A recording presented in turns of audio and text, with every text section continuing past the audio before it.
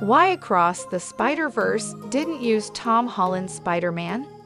It's been teased that Tom Holland was missing in Spider-Man Across the Spider-Vese for a reason, and his absence was ultimately a good thing. Although other live-action versions of Spider-Man appeared in Across the Spider-Verse, Tom Holland's Spider-Man was only referenced.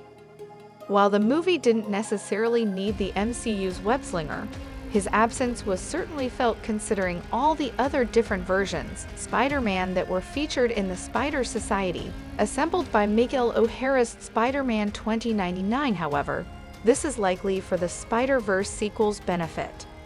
In Spider-Man Across the Spider-Verse, Tom Holland's Spider-Man is referenced by Miguel, along with Doctor Strange, as the little nerdy kid from Earth 19,999. Specifically, Spider-Man 2099 was talking about the recent multiversal crisis Strange and Peter Parker caused in the MCU, as seen in Spider-Man No Way Home.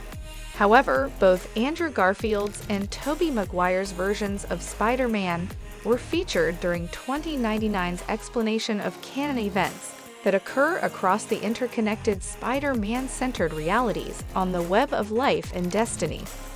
Remarkably, Holland's Webslinger does not receive the same kind of cameo appearance exploring one of his own canon events.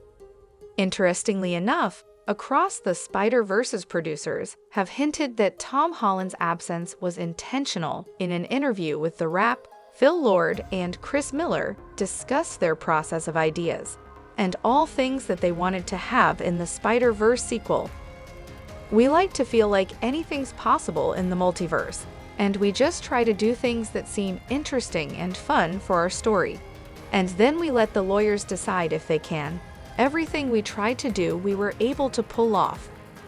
This seemingly implies that the lack of Tom Holland's Spider-Man in Across the Spider-Verse was a conscious decision instead of something Lord and Miller weren't allowed to do by Sony Pictures. It's also worth noting that Andrew Garfield and Tobey Maguire's canon events were centered on the loss of friends and loved ones, such as Captain Stacy and Uncle Ben, respectively.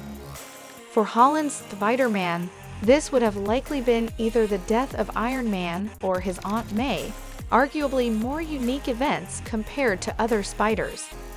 While the MCU's Uncle Ben did die as well, the particulars of that canon event were never seen on screen, with Spider-Man's MCU debut happening in Captain America: Civil War, about a year after he was bitten by the radioactive spider. With Tom Holland's MCU Spider-Man being the most current live-action version of the Webslinger, his canon events are in more recent movies and therefore less necessary to show it Across the Spider-Verse compared to Garfield or Maguire's. Likewise, it's possible that the decision to only reference Holland was to ensure that the MCU Spider-Man wouldn't overshadow the movie in its goal of introducing so many other spiders, giving them their own spotlights while also continuing the journey of Miles Morales and Gwen. However, it's also possible that an even bigger appearance from Tom Holland's Spider-Man is being saved for Beyond the Spider-Verse, now that the Spider Society has been fleshed out.